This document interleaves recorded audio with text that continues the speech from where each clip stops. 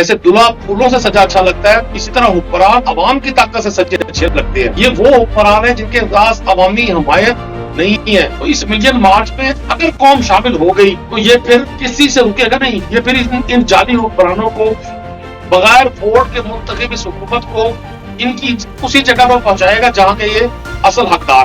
ایک طرف آپ مولانا فضل الرحمان کے ساتھ ملین مارچ کی بات کر رہے ہیں تو دوسری طرف شیر افضل مروت جب بلوچستان میں جلسہ ہوا تھا ان کو کافی تنقید کا نشانہ بنایا تھا۔ تو یہ کیا اندر سے تمام جو رہنما ہیں ان کا اتفاق ہے اس بات پر کہ پیپلز پارٹی اور نون لیگ کے علاوہ ہم ہر جماعت سے بات کر سکتے ہیں؟ اور آپ دیکھ لیں یہ جتنی بھی سیاسی جماعتیں ہیں ان کی طاقت کا سرچشمہ عوام ہے۔ مولانا فضل الرحمان صاحب اپنے اس موقف پر قائم رہے، ڈٹے رہے، تو غالب امکان یہ ہے کہ ہم بھی انہیں دعوت دیں گے کہ وہ آئیں، وہ ہمارے ساتھ آئین کی بحالی کی جو سٹرگل ہے اس میں اپنا حصہ ملائیں۔ ہم ہر اس شخص کے ساتھ کھڑے ہیں، اس کو سپورٹ کرتے ہیں جو پاکستان میں اس غیر آئینی، غیر جمہوری، غیر اخلاقی حکومت کی صورت میں ہم پر قابض اس ٹولے کے خلاف جدوجہد کا۔ یہ دلوں سے اترے ہوئے، نظروں سے گرے ہوئے لوگ ہیں جو قابض تو ہیں اقتدار کے ایوانوں میں، لیکن نہ لوگوں کی دعائیں ان کے ساتھ ہیں، نہ لوگوں کی حمایت ان کے ساتھ ہے، اور نہ ہی پاکستان کے کسی شخص کو ان سے کوئی امید ہے۔ السلام علیکم، میں ہوں عتیق ملک اور آپ دیکھ رہے ہیں پاکستان ٹوڈے نیوز۔ ناظرین، آج پھر تاریخ بدلنے جا رہی ہے، جو کل کے حریف تھے آج حلیف بننے جا رہے ہیں۔ ماضی میں بھی طاہر القادری کے ساتھ مل کر عمران خان صاحب نے دھرنا دیا تھا اور آج وہی تاریخ اب دوبارہ دہرانے جانے لگی ہے، کیونکہ اب مولانا فضل الرحمان صاحب نے دعوت دیا باقاعدہ طور پر پاکستان تحریک انصاف کو، اور وہ مل کر اب دمادم مست کے اندر کرنے جا رہے ہیں۔ اس تمام تر صورتحال میں کیا اسٹریٹجی ہوگی پاکستان تحریک انصاف کی، دھرنا کب جوائن کیا جائے گا اور کہاں سے کیا جائے گا، ان تمام تر پہلو پر بات کرنے کے لیے ہمیں جوائن کیا ہے پاکستان تحریک انصاف کے رہنما ہے ندیم قریشی صاحب۔ ان سے بات کر لیتے ہیں۔ ندیم قریشی صاحب، یہ بتائیے گا کہ عمران خان صاحب کی جانب سے کیا ہدایات جاری کی گئی ہیں اس ملین مارچ کے حوالے سے؟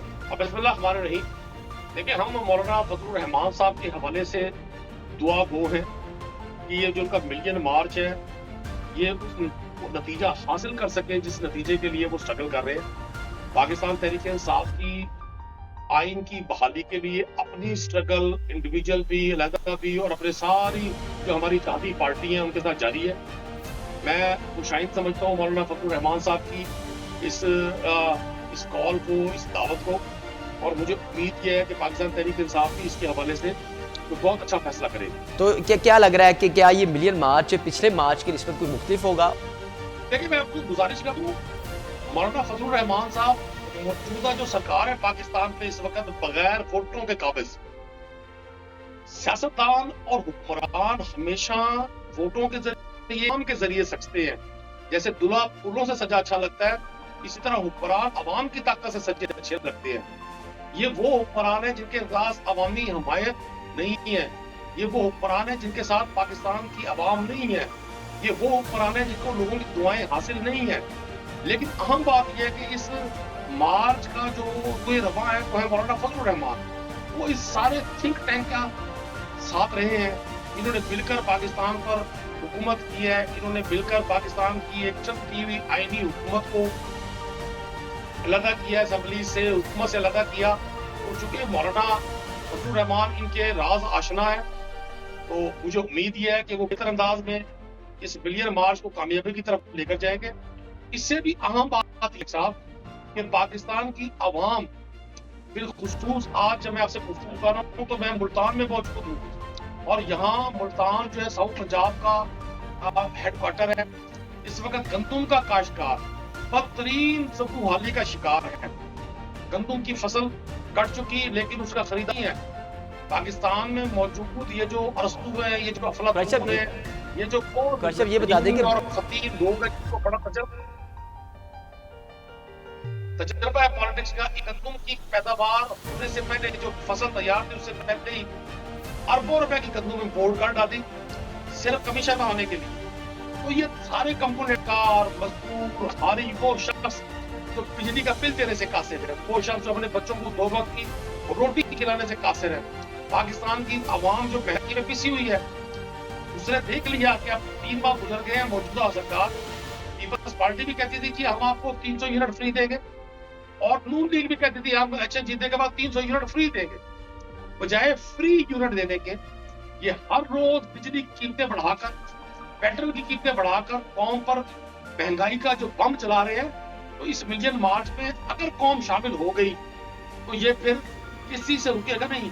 یہ پھر ان جعلی حکمرانوں کو بغیر ووٹ کے منتخب اس حکومت کو ان کی اسی جگہ پر پہنچائے گا جہاں پہ یہ اصل حقدار ہے. بتا دیں قریشی صاحب, ایک طرف آپ مولانا فضل الرحمان کے ساتھ ملین مارچ کی بات کر رہے ہیں, تو دوسری طرف شیر افضل مروت جب بلوچستان میں جلسہ ہوا تھا ان کو کافی تنقید کا نشانہ بنایا تھا. تو یہ کیا اندر سے تمام جو رہنما ہیں ان کا اتفاق ہے اس بات پر؟ دیکھیں میں آپ سے گزارش کروں کہ پاکستان تحریک انصاف اس وقت پاکستان کی سب سے بڑی پارٹی ہے اور جمہوری جماعتوں میں مختلف آرا ہوتی ہیں. یہ کوئی غیر فکری بات نہیں ہے, یہ فکری بات ہے. مختلف لوگ مختلف ایشوز پر اپنی آرا رکھتے ہیں, لیکن جب اجتماعی طور پہ ایک فیصلہ ہو جائے کہ ہم سب نے اس لائن آف ایکشن کو فالو کرنا ہے تو پھر سب لوگ متحد ہو کر ڈسپلن انداز میں اس لائن کو فالو کرتے ہیں. تو میں آپ کو گزارش کرتا ہوں, ہماری شبھ کامنائیں ہیں, نیک تمنائیں ہیں, دعائیں ہیں مولانا فضل الرحمان صاحب کے لیے. اگر انہوں نے آئین کی پاسداری کا یہ بیڑا اٹھایا ہی ہے تو ہم دیکھ رہے ہیں, کلوزلی واچ کر رہے ہیں, پاکستان تحریک انصاف دیکھ رہی ہے کہ مولانا فضل الرحمان صاحب کتنے دن اپنے اس سٹانس پہ قائم رہتے ہیں. کیونکہ ان کے جو سابقہ اتحادی ہے جو آج حکمران ہے وہ عموماً نجی محفلوں میں بھی اور ٹی وی چینلز پہ بھی یہ فرماتے ہیں کہ مولانا فضل الرحمان صاحب کسی بھی لوہیے کی کوئی ڈیل کر کے, کوئی گیو اینڈ ٹیک کر کے, کوئی اپنی ڈیمانڈز پوری کر کے شاید اپنے اس موقف سے پیچھے ہٹ جائے.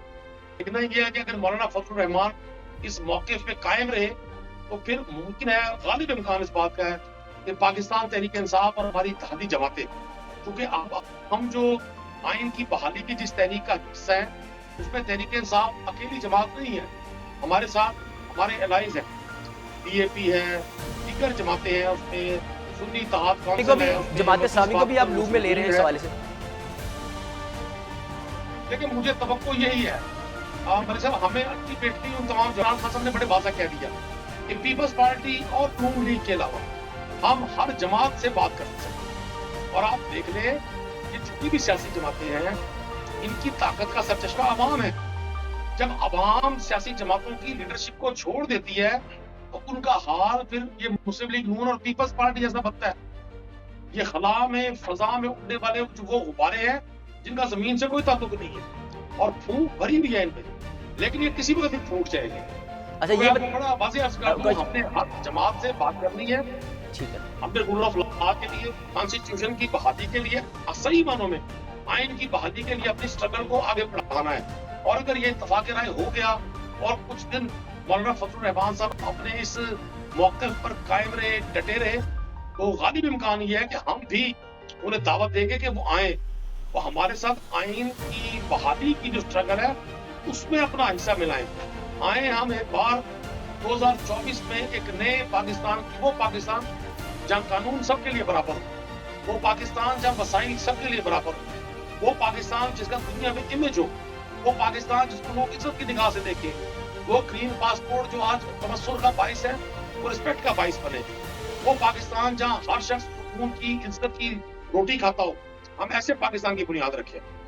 تو کیا آپ مولانا فضل الرحمان صاحب کو کل بلوچستان سے جوائن کریں گے یا آپ کوئی اور اسٹریٹجی ہے لاہور سے, اسلام آباد یا کراچی سے جوائن کرنے کی؟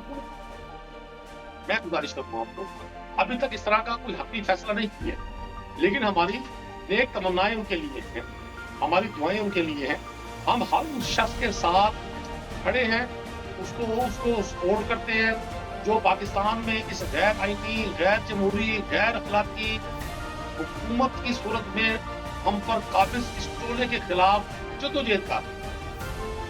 ہم نے دیکھنا سب نے یہ ہے کہ مولانا فضل الرحمان کتنے دن اس ساری جدوجہد کو جاری رکھتے ہیں.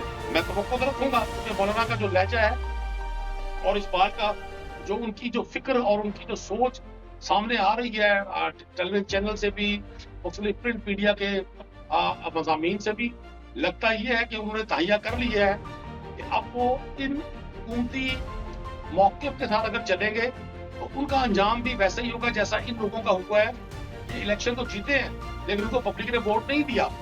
ये हुक्मरान तो हैं, लेकिन पाकिस्तान की आवाम इनके साथ नहीं है। ये दिलों से उतरे हुए, नजरों से गिरे हुए लोग हैं, जो काबिज तो हैं इक़्तिदार के ऐवानों में, लेकिन ना लोगों की दुआएं इनके साथ है, ना लोगों की हिमायत इनके साथ है, और ना ही पाकिस्तान के किसी शख्स को इनसे कोई उम्मीद है। ये वो लोग हैं जिनको धुतकार दिया गया, जो नजरों से गिर गए, और इनका अंजाम अब पाकिस्तान की आवाम जमहूरी अंदाज में, आईनी अंदाज में जरूर करेगी।